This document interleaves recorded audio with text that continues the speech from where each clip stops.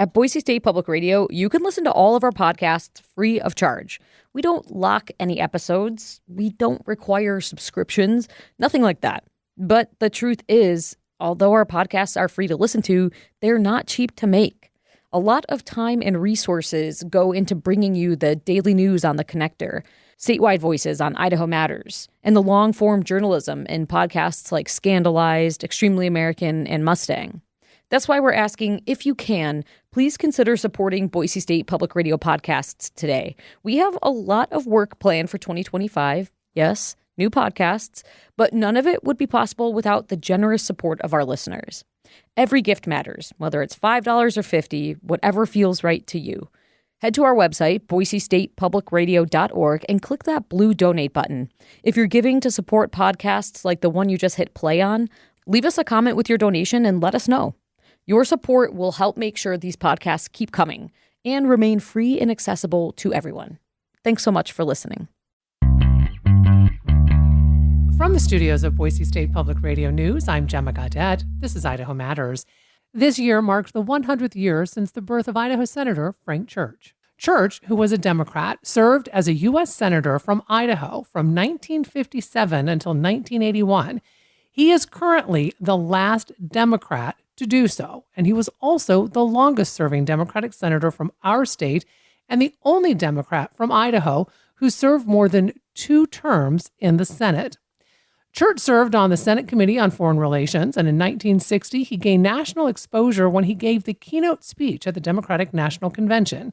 He was also considered a strong progressive as well as an environmental legislator, where he played a major role in creating a system of protected wilderness areas. So joining us today to talk more about his life and his legacy, as well as upcoming celebrations, are Frank Church Institute board member Rod Grammer. Grammer also co-authored Senator Church's biography, Fighting the Odds, and Monica Church, Frank Church's granddaughter and executive director of the Frank Church Institute. I want to welcome both of you to the program. Good morning, Gemma. Good morning, Gemma. So, Monica, let me start with you. For a lot of folks who may not be familiar with Frank Church, let's go back to the very beginning. Give us a little bit of background because your grandfather was born in Boise. Well, Gemma, I would argue that Rod probably has a little better understanding of the history of the Church family than maybe even I do. But yeah, it's one of those things that I am very proud to say that on both sides of my family, we can trace our roots back in Idaho generations. And as far as the Frank Church legacy, not only was, his father born in Idaho, but his grandfather had come through even before Idaho was a state. And he was very proudly born in Idaho. And when my daughter graduates from Boise High, she'll be able to stand up and say that she's a 5th generation Boise High graduate as well as an Idahoan. So wow. Long roots in Idaho, in many different parts of Idaho, both him and Bethine, who was born, of course, in Mackay, and her family came from that area. Yeah. So, Rod, you actually were a reporter who covered Senator Church. Can you first talk to us about that experience, but also adding on to what Monica said just about who Frank Church was? Yeah, thank you, Jim. Frank Church was an extraordinary person and politician, for that matter, and statesman, I would argue. He was one of the most brilliant people I've ever known. He was sort of a rock star from an early age. He won the student body president at Boise High School. He won a national oratory contest that the American Legion sponsored, which gave him essentially a full ride scholarship to the college of his choice when he graduated from high school. But he started school, but then joined the Army, and he served in Army intelligence during World War II. He served in the Pacific region as an intelligence officer in Burma and spent some time in China as well. And then he was elected to the U.S. Senate at the very young age of 32. In fact, he was so young looking that he was often misidentified as a elevator operator in the state Senate, in the state capitol. But he rose regularly in the Senate. He, as you mentioned, he keynoted the keynote address at John Kennedy's convention in L.A. in 1960. But I know I'm biased, but both as a reporter and as his biographer, I would argue that he's probably the greatest political figure ever to come out of Idaho. What was it about him, Rod, that made him so interesting to you as a reporter? Let's start there, because a lot of times you cover political figures and you can sometimes see, right, their greatness. Other times maybe their foibles. Well, I came into covering Church late in his career, which also dates me, but I covered him from the mid 70s, and I spent a year and a half covering his last campaign for a fifth term in 1980, which he lost by a lot less than 1% of the vote. But he was already not just a national figure when I started covering him, but he was an international figure. His reputation was throughout the world as one of the leading foreign affairs experts in the United States. He was only the second Idahoan to run for president of the United States in 1976. The other, of course, was William Borah. And by the time I covered him, he was chair of the Foreign Relations Committee. He had helped stop the Vietnam War. He had run for president. And yet, in his final years, he made an incredible, always had made an incredible impact on Idaho and the nation and the world. But in his final years, one of the things I admired so much about Church was his courage. He was a progressive in a very conservative state, a Democrat in a Republican state, but he was never afraid to use his political capital to further the interests of Idaho and to further the interests of the United States at home and across the globe. And for example, in the last few years of his service in the Senate, he did two really historic things. First of all, he passed the River No Return Wilderness in 1980, which is the second largest wilderness in the lower 48 states. It is now known as the River of Frank Church River No Return. And for a lot of young people who don't know anything about Frank Church, they simply call it the Frank, not really maybe knowing why. The other thing he did in the last few years of his tenure, which really, I think, contributed to his defeat in 1980, was he sponsored the passage of the Panama Canal treaties, which were very unpopular in Idaho. But it was very important because those treaties that return the canal to Panama have really kept commerce and even cruise ships going through that canal in a peaceful, safe manner for the last 50 years, and really avoided a war in the Panama Canal Zone. And but his imprint on Idaho and the nation is so large, really. And in a moment, Rod, I really want to dig more into some of those things that you just talked about. But one of the things you mentioned was he was a Democrat in a red state, even then.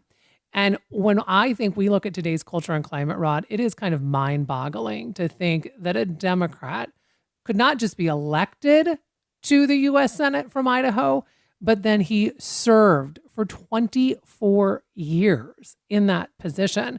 What was it about Church that made him so widely popular? Really, some could argue on both sides of the aisle, because you can't stay in office that long in a red state as a Democrat unless there is that bipartisan support. Well, absolutely. I've always said that Frank Church and Cecil Andrus, which is Monica's other grandfather, could have never been elected in Idaho without Republican support. Church had widespread Republican support. And I think there were two things that really kept him in office. The first is he had the best constituent services, perhaps in the history of Idaho. He really put a premium on serving rank and file Idahoans. If they had a Social Security problem, if they had a problem with any government agency, he was right there. He had a policy in his office that every letter from a constituent or a phone call from a constituent had to be returned within 24 hours. Even if they didn't have the answer for that constituent's problem, they would communicate with that constituent right away. He came back to the state regularly. He held town hall meetings in all 44 counties every year. So he really mingled with the people of Idaho and really served the people of Idaho. The other thing I think that kept him in office was his courage and his independence. He would come home, and even if the constituents disagreed with his position, he would listen to them. He would try to explain why he did things. And I think my experience in covering Idaho politics now for a long, long time is that the people of Idaho respect elected officials who speak their mind and take a position. Even if they disagree with that political leader, they admire people that stand for something. And Church always stood for something. And so I think his independence, his courage to take on the tough issues, and his constituent services really kept him in office all those years. And Rod, as you mentioned, the accomplishments of Senator Church are frankly, I mean, too many to count. We could talk for more than an hour about that. But I do want to highlight some of his crucial work that you mentioned, and this is his environmental work. And right. You mentioned the Frank Church Wilderness. I do not think it's an understatement to say that if you recreate at all in the wilderness, you have Frank Church to thank for that. Absolutely, Jim. I've always said that if you stand at the top of Galena Summit and you look at the Sawtooth Valley and you look across those beautiful sawtooths, you have to thank Frank Church. If you float the Salmon River or the Middle Fork of the Salmon River, you've got to thank Frank Church because he protected that river from being dammed when they actually wanted to dam that river.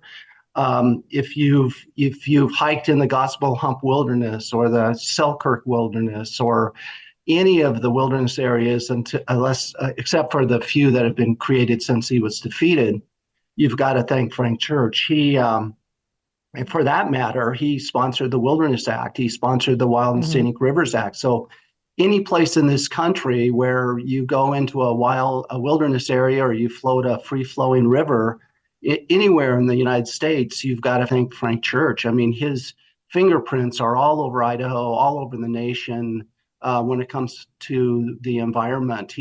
I think he was one of the leading environmental figures of the 20th century, and still has not received his due, in my opinion, for his incredible record when it comes to protecting the environment and the beautiful places in our state, our country. And Rod, with that said, I mean, that is such a legacy, right? Because it does expand to any place in the United States where you recreate in the wilderness. Any as you said, you float a free flowing river, you have Frank Church to thank for that. With that said, I mean, he was so before his time when it comes to environmental issues. What was it in your research about him that do you think made him such an advocate for this? Because I think for folks sometimes who aren't from the West, you don't necessarily always understand the vastness of the outdoors and how majestic it is. And it is truly something to behold. Yeah. Frank Church, when he was asked to sponsor the Wilderness Act in 1964, it was incredibly unpopular in Idaho. We were an extraction state historically. Beth Dean, his wife, his father-in-law, Chase Clark, who had been governor of Idaho, both advised him, don't touch this with a 10-foot pole. It will cost you your Senate seat. But Frank, like so many examples in his career, Church did sponsor the Wilderness Act because he really believed in protecting the special places in Idaho and across the country. I think in many ways, Church was born, raised here in Idaho, like those of us like myself who were also born and raised in Boise. And we were very aware growing up, and I think Church was of what we used to call the Idaho primitive area, which has now been turned much into the wilderness areas.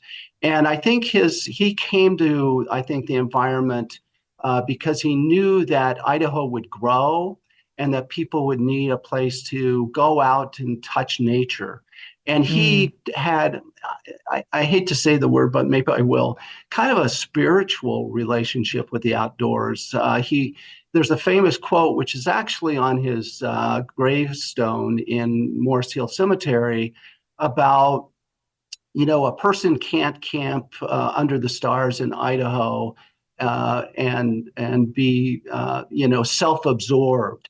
And I think he said, make some time in your life to go out into nature, into the wilderness, and be touched by the Spirit of God. It's in that quote. He said it much more eloquently than I just did, but I think he just had a love for any of us who are from Idaho. The mountains and the wilderness areas, the special places, are in our DNA. It's in our DNA. And I think it was in Frank Church's DNA as well. Ron, I want to turn now and talk a little bit more about his political career. And I want to begin with the fact that, as both of us have mentioned, he not only was the keynote speaker at the 1960 Democratic National Convention, which, as we all know, that is a big deal. There are the likes of Barack Obama, who was the keynote speaker and became the president. This is a big, huge national stage when you take that position as the keynote speaker. And as you said, he ran for president in 1976, and he won a number of state primaries. Talk to us about this part of his political journey, where my understanding too, Rod, is that he was kind of in contention for that vice presidential position with Jimmy Carter getting the nod for president. Yeah, absolutely. I think in 1960, he was very close to John Kennedy. John Kennedy was about 7 years older than Church, but he was very close to John Kennedy. He was very close to Robert Kennedy and Teddy Kennedy, and he was just an outstanding speaker, and I think that's why he was tapped in 1960. Church, throughout his career, had often been asked to run for president. He was asked in 1968 to run for president. He was running for re-election here in Idaho, and he decided not to. In 1972, George McGovern, who he was very close to, asked him to run for vice president on the ticket, and Church laughed. He said, well, you're from South Dakota, I'm from Idaho, and I'm not really sure that two guys from sparsely populated states should be on the ticket. But anyway, but Church, some people might think he always harbored these presidential ambitions. I don't think so. I think his greatest ambition for most of his career was to serve as chair of the Foreign Relations Committee. But I think he looked around, and by 1975, 1976, he thought, well, look, I'm as qualified as anybody else running. And had it not been for getting into the race so late in 1976, I think he stood a really great chance of winning the nomination, because the progressive wing of the Democratic Party was not crazy about Jimmy Carter. But the problem was that he got into the race very late. He won more states against Carter than any other candidate did. He had what he called the California strategy. His plan, he knew he got into the state late, or the race late, but he thought if he could win California, they might go to the convention and the progressive wing might choose him to be the nominee. The problem was that with the California strategy is that at the very last minute, Governor Jerry Brown got into the race as a favorite son, which made it almost impossible for Church to win the California primary. But had Brown not gotten in, it was almost a sure bet that Church would have won California. He had a great organization there. He was very, very popular in California. I'm convinced that he would have won the California primary. Then he would have gone to the convention with a lot of delegates. Could he unseat Carter? I don't know. But he would have gone to the convention with a lot of delegates. As it turned out, he was one of the few considered by Jimmy Carter to run as vice president. But a lot of people, I don't think Carter and Church never had a love affair. Let's put it that way. I don't think they really were kind of oil and water, really. And a lot of people advised Carter not to pick Church because Church was a very independent person. He spoke his mind. He had his own mind. And frankly, they actually told Carter, Mondale would be a better vice president because he had always been in Hubert Humphrey's shadow, so he would never really compete with Carter. So that's one of the reasons Carter picked Mondale. But I actually think the Church would have been very unhappy as vice president. I think if things had turned out differently, I think in 1976, Church would have had a heck of a shot at the presidency.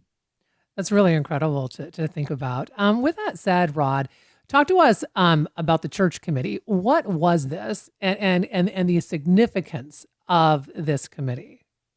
Well, some people think, Gemma, now that it's probably the most important committee investigation in Senate history, and I even more than the Watergate investigation. I'd probably agree with that assessment.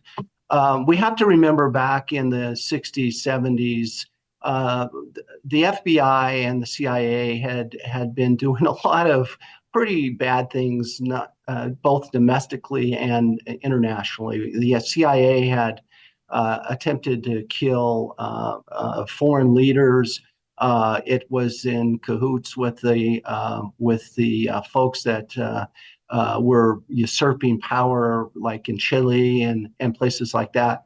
And one of the things Frank Church really was concerned about throughout his career was civil rights, in terms of the government not eavesdropping on American citizens or unduly violating their constitutional rights. And when these things started being uncovered a little bit by the media, especially Cy Hirsch of the New York Times, this Church Committee, which has become known as the Church Committee, was formed.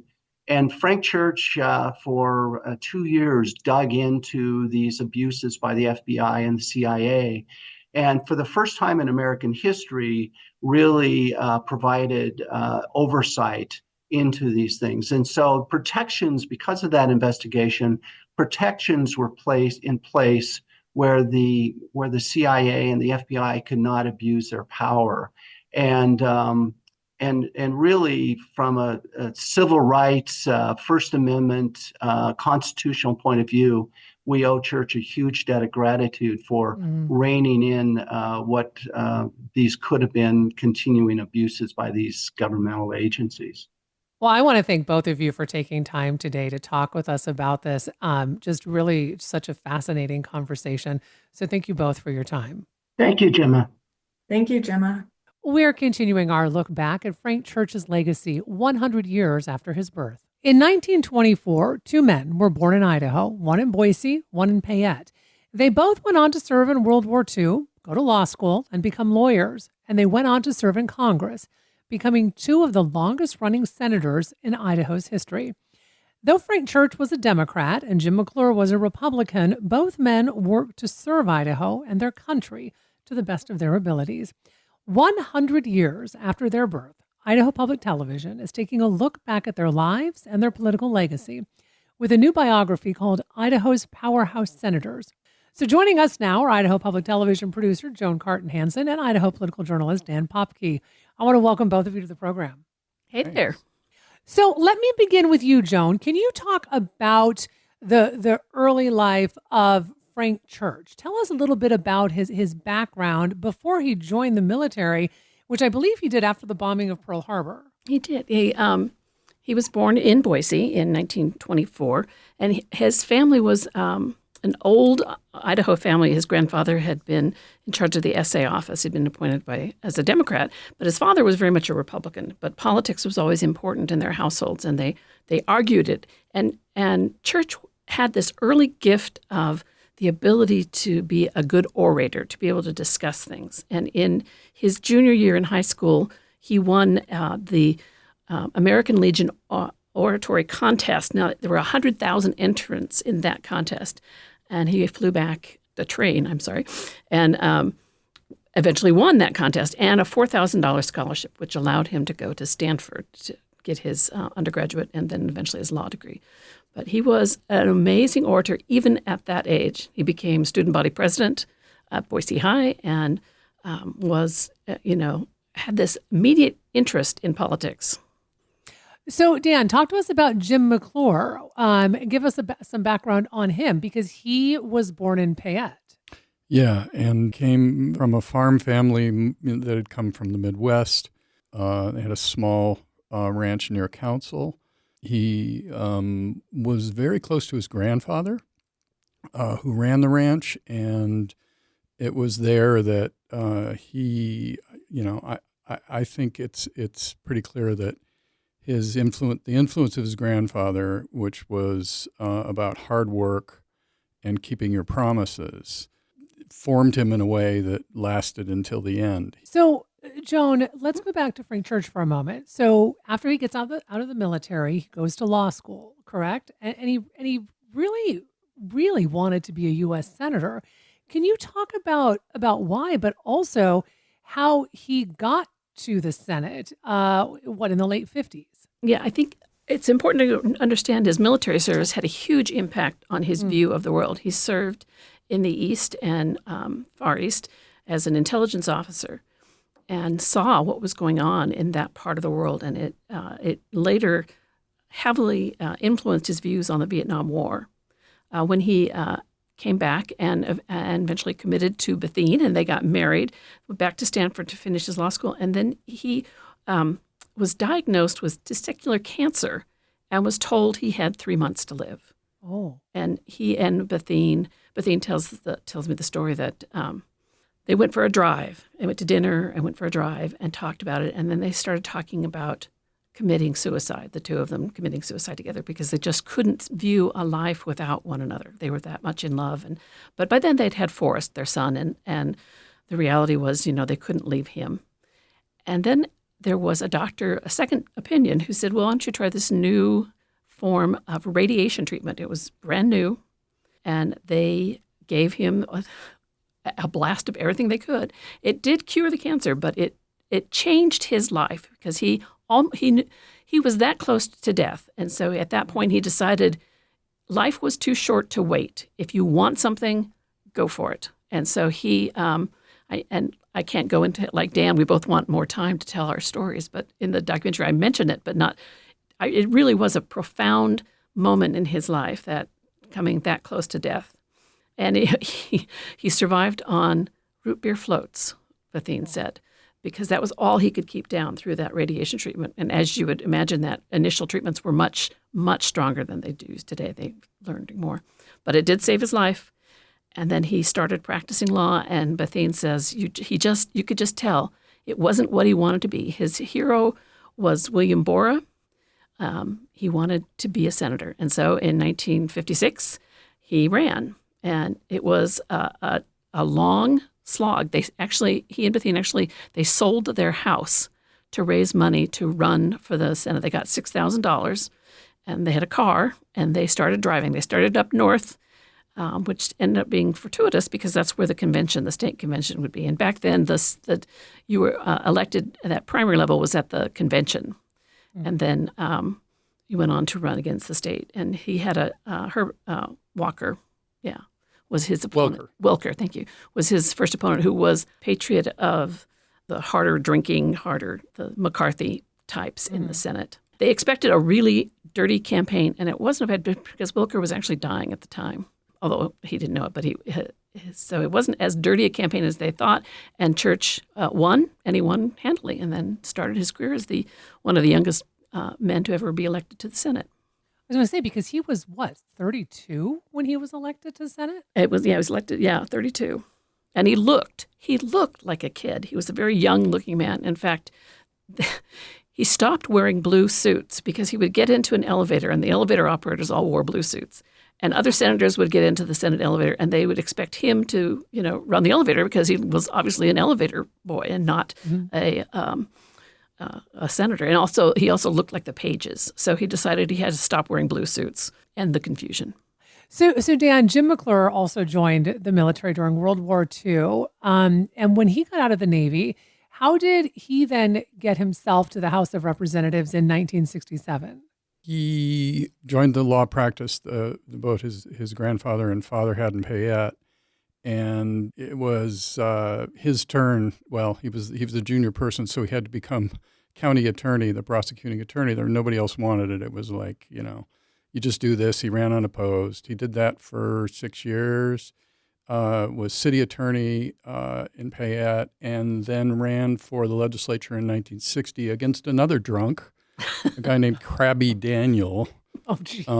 And he won that race, served in the legislature for 6 years, and then he was going to retire. And in '66, the district had been redrawn. The first congressional district had been redrawn to include Ada County, which was good for Republicans. He ran against a Democrat, won, and became, a member of the Senate in the same class with George H.W. Bush. So, Joan, you mentioned that Church was strongly opposed to the Vietnam War. Talk to us a little bit more about this, because he served as chairman of the Senate Committee on Foreign Relations. So how did that intersect with this opposition? Well, he was put on that committee as a freshman by the majority leader at that point, Lyndon Johnson, because Church had come up with an idea on how to get an early civil rights bill passed. He had found an amendment that could get it through the Senate, so that there was a very early Civil Rights Act. And then he went on to support Johnson in the Civil Rights Act in 1964. And so he had gotten onto the Foreign Relations Committee. He didn't become chairman until much later, but he took that very seriously, because that was one of his goals in his life, was to become chairman of that committee. But his views on Vietnam, I think, as I said earlier, came out of his service in the Far East during World War II. He saw the corruption, the problems that were going on in Vietnam. And so in 1964, late 64, early 65, he joined other voices in opposing the war in Vietnam. And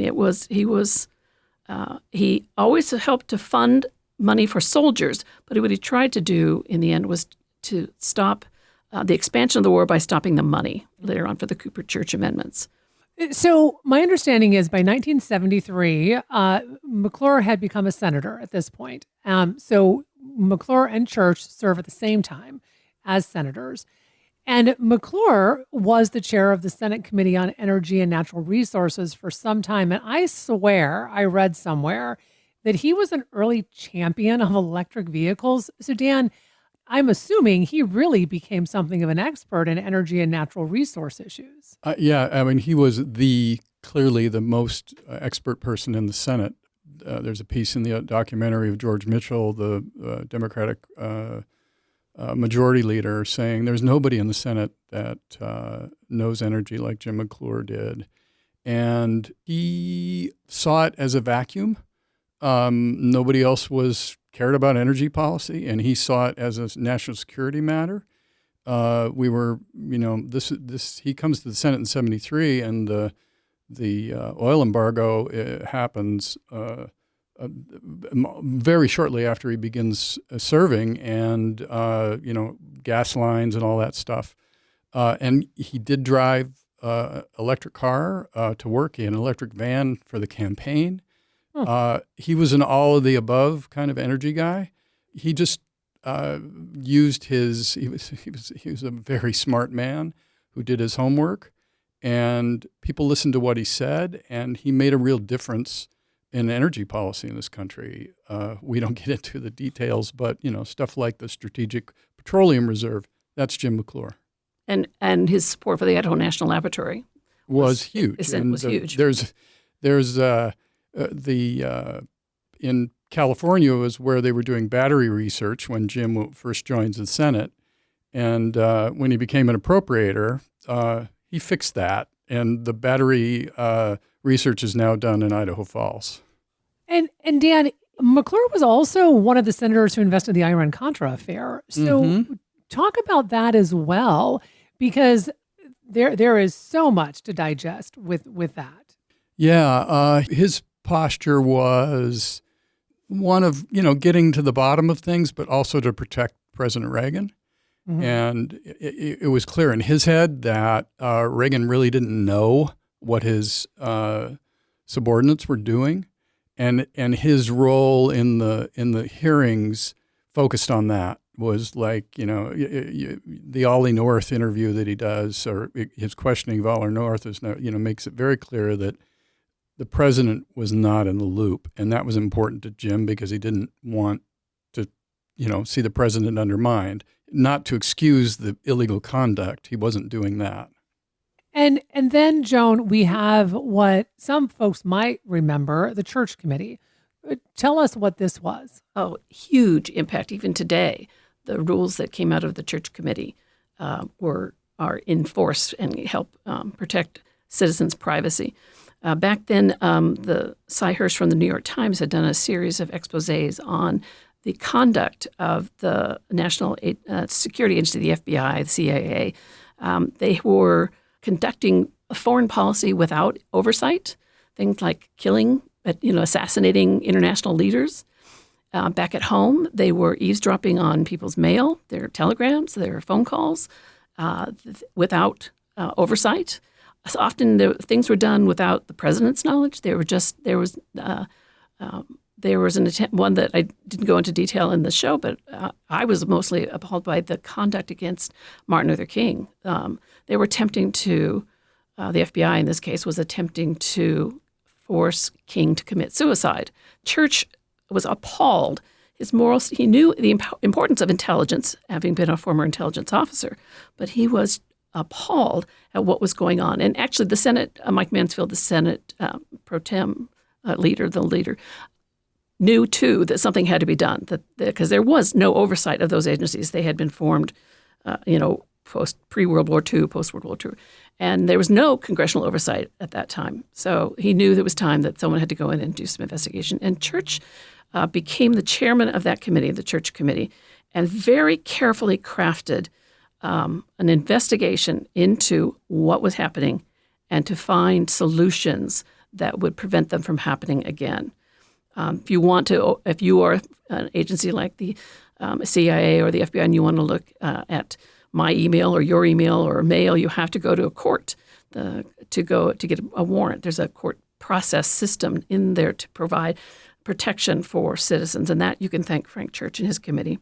The committee work went on for several years and went through a lot of lots of different rabbit holes, and it's pretty amazing. Jim Reisner has a really good book out there if you want to read it, The Last Honest Man. Gives you a lot of background that I can't possibly give in a half-an-hour documentary. But his work was essential to protecting the rights of citizens, the privacy rights of citizens against inspection by government agencies. And you can thank Frank Church because those protections still exist today. So, Joan, a lot of folks know Senator Frank Church as an environmentalist. He actually helped to create the National Wilderness Act along with the Wild and Scenic Rivers Act, and of course, Idaho's River of No Return Wilderness. So can you talk to us a little bit about his environmental legacy? It was a risk at that time for him to push the Wilderness Act and several others because they thought that the mining and timber interests were too strong to overcome the opposition. But it was something he believed that it was an economic benefit. It was important to preserve those areas. So he led the floor debate on the Wilderness Act because the chairman had gotten sick and they'd asked him to do it. And even though his father-in-law, who was the governor of Idaho at the time, said this is going to, you're never going to get reelected if you support the Wilderness Act. And he said, no, this is too important. So he did the Wilderness Act. And then, as you said, that long list of others, including Seashores Act, the Land and Conservation Fund. There's a whole bunch of environmental issues. Mm-hmm. And the one that is near and dear to my heart is the Sawtooth National Recreation Area, which of course included McClure. Church had proposed that several times and had not gotten through the House. It had died in the House. And then when Congressman Orville Hansen was elected in the 2nd District, they worked together. They brought in, Congressman Hansen brought in McClure, and Church got Len Jordan, and the four of them worked together along with interest and proposed this new idea of a national recreation area, and the four of them were able to get that proposal through to preserve the SNRA. And Deanna, my understanding is that Jim McClure was the person who introduced a bill to change the name to the Frank Church River of No Return Wilderness. And he did this just a few weeks before Church died. Is that correct? Yeah, that's right. And he did it, not because he wound up voting against the expansion of the last big wilderness bill prior to the Simpson bill on Boulder White Clouds, far more recent. But McClure, out of respect for church, thought that his name should be on that special place. McClure was very much an outdoorsman. He knew the Payette and Boise forests so well that he would take his kids backpacking without a map and just say, "Oh, I think it's up over there," which I guess it worked out. They always came back, but he loved the backcountry. He knew it better than Church. I mean, He did. Yeah. Church wasn't a guy who, as beautifully as he spoke about wild places, he was, really eloquent. Church was on these things. McClure really lived in that country. So, Joan, you mentioned at the beginning of our conversation that Frank Church was in law school when he was diagnosed with testicular cancer, which this is the first time I had ever even known that. Yeah. But many of us know that he did die of pancreatic cancer in 1984. Yes. Can we talk about the legacy that he left behind? And let's begin really with that legacy in Idaho and then the broader U.S., because I find it fascinating what you said in the beginning of our conversation about how, that was such a life-changing moment for him, right? When he was diagnosed with testicular cancer. And like, if you're going to do something, do it, because he was so young when he died, but he did so much. Yeah. If you look back on that life, it's an incredible amount of bills and policy that he changed. One that we haven't discussed yet and one that's not often known. He was chairman of the Special Select Committee on Aging. And at that time, that late 50s, and then getting into the 60s, the poorest people in America were widowed women because Social Security essentially hadn't been changed since FDR helped put it into place. So the buying power of their Social Security check was going down. And then, of course, when their husband died and they were a widow, they weren't given the full amount. They were given the legacy amount, so it was even less. So that class of widowed women became the poorest people in America. And so Church, as chairman of the Aging Committee, pushed through not only help for the disabled so that they could also get Social Security, but also he got a cost of living increase added to Social Security. So if your cost of living increased, you can thank Frank Church. That was one of the things he did that not many people know about. So think of all the Idahoans out there who are on Social Security or are expecting that. He also helped with Medicare. So, those part. But I think most of us will remember the environmental part of Church's legacy with the Frank Church River of No Return Wilderness area and the SNRA and places around Idaho that are there because he helped preserve them. Mm-hmm. And Deanne, how long did Jim McClure serve in the Senate? 18 years. What would you say is the legacy that McClure, same question, had left for Idaho, left for the United States? Well, the energy policy is the biggest thing. The natural resources protections in Idaho. The SNRA doesn't happen without him, if you listen to Orville Hanson. He also, unbeknownst to almost anybody, was behind the first huge Reagan tax cut, which people know as Kemp Roth. And they know it as Kemp Roth because McClure was the original sponsor and said, I think Roth is a better position because of his membership on the finance committee, and so I'm going to hand it off to him. So if it weren't for his, focus on getting things done, cutting the hay, Kemp Roth would have been Kemp McClure. He also, I think, the lasting legacy is the James A. and Louise McClure Center for Public Policy at the University of Idaho. Which is a nonpartisan research outfit that also supports students and puts out a lot of publications about Idaho-specific policy to inform people, because he was a guy who believed in doing the homework. He and Louise established the Public Policy Center, which is an influential outfit in the state. And I think both men could not have done what they did without their wives. Bethune was a force of nature. She was amazing. She was the good politician. She was a better politician than he was in terms of campaigning. Same with Louise. And Louise was better too. And Louise was such an amazing support of the arts that we forget that she really, her commitment to the arts was good. And Bethune's commitment to the SNRA preservation. So these two women, in an age when women were kind of, the ones who did the hostessing, they really actually accomplished a lot and were the powerhouses of those couples. Yep. I have to say, this has been such an incredibly fascinating conversation. I want to thank both of you for taking time to talk with us today. We've been speaking with Idaho Public Television producer Joan Cartan-Hansen and Idaho political journalist Dan Popke, who produced the biography Idaho's Powerhouse Senators on Idaho Public Television. I'm Gemma Gaudette, and this is Idaho Matters. We could all use a little help navigating the news these days. The Consider This podcast wants to give you a hand. 6 days a week, we'll help you make sense of the day's biggest news story and what it means for you in less than 15 minutes. Listen now to the Consider This podcast from NPR.